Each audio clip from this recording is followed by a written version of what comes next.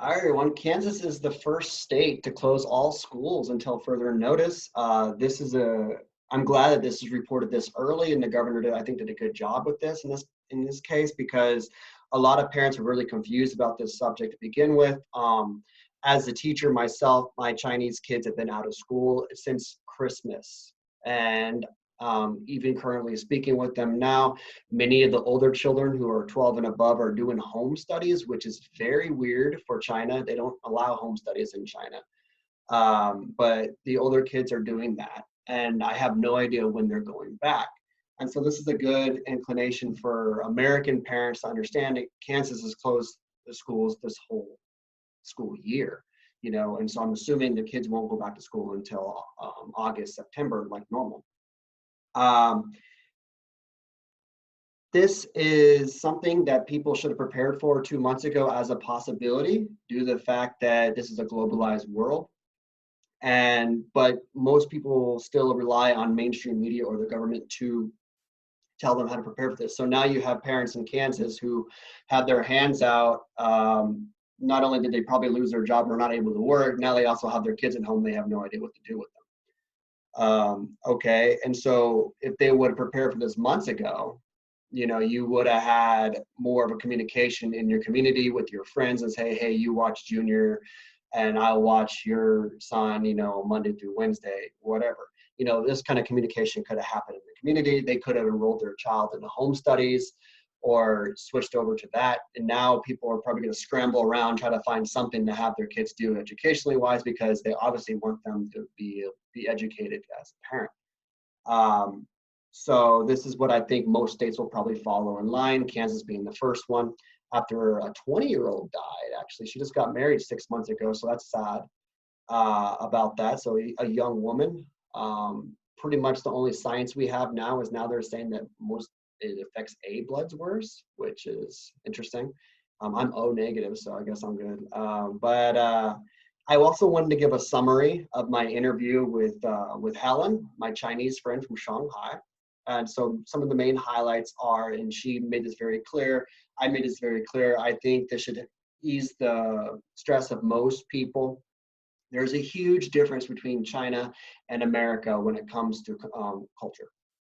Okay, Chinese people live in very big cities, cities that Americans cannot understand or fathom unless they go over there. She's from Shanghai. There's about 30 million in that general area. Okay, I've been to Mexico City, which is more than 20 million, so I can somewhat understand what that is. Mexico City, however, isn't all high rises, it's very spread out. China is all really, really tight knit, like New York City, but really, really high. Most of my students live in apartments only. Living in a house is only for the very wealthy. Okay, and so you see Chinese people live in very big cities, very tight knit apartments that are very high rises, so they see people all the time. When they walk on the streets, they touch shoulder to shoulder. You're always touching other people. You're literally walking around like sardines. People sneeze, cough, just like normal people do everywhere else, and especially more so when you're living in a city with smog and stuff like that. You have a lot of respiratory issues. Many of my parents wear masks all year long, not just during coronavirus time.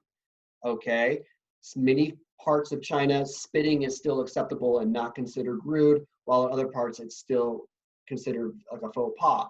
Most of the time in America, most people don't spit in public unless you just have no culture whatsoever. And so there's a difference in culture right there. Most people in China do not drive their own car. Most people in China rely on public transportation to get around. So again, they're confined and around each other all the time in subways, buses, and taxis, and whatever. Okay, and so then there's more contact there. Um, Most kids live in apartments, obviously, so they don't have a backyard. If they do have any kind of entertainment center or something like that in their apartment building, it's going to be like a gym. So you're going to lift the same weights, you're going to throw the same basketball, you're going to touch all the same thing, and so the germs are going to spread much faster there. So everything's communal because it's a very collectivized government, a very collectivized community. Everything is collectivized there.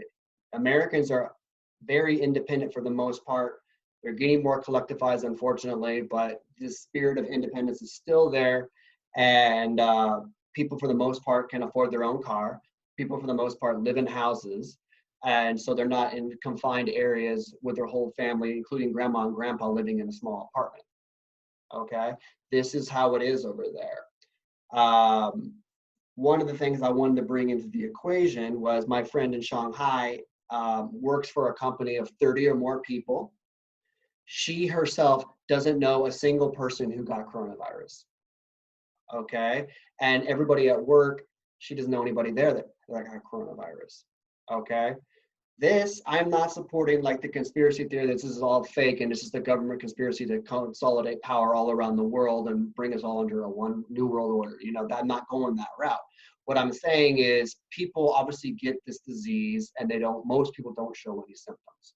And so that's the issue. So you get it, you don't really know. And so you walk around spreading it.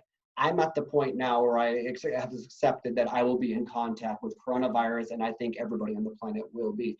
I don't think there's a way you can hide from this, okay? And so I think the governments, even in the United States, are testing what they can get away with in certain things for prepare for this for the future.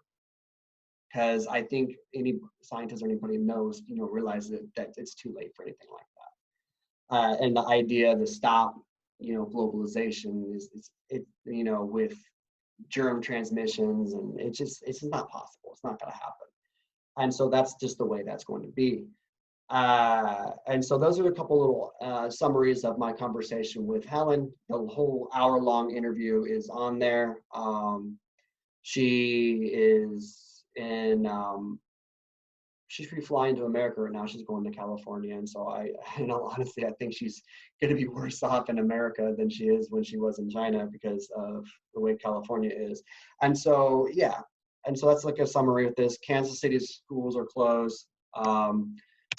Most people aren't going to show symptoms, and Chinese and American culture is very different. In fact, actually, let me head up my Helen in Shanghai, she never saw shells like this. And so this is an American problem because of pandemonium from our media and pandemonium from the media telling people to wait forever and then dropping a big hammer on everybody, and no one was able to prepare properly.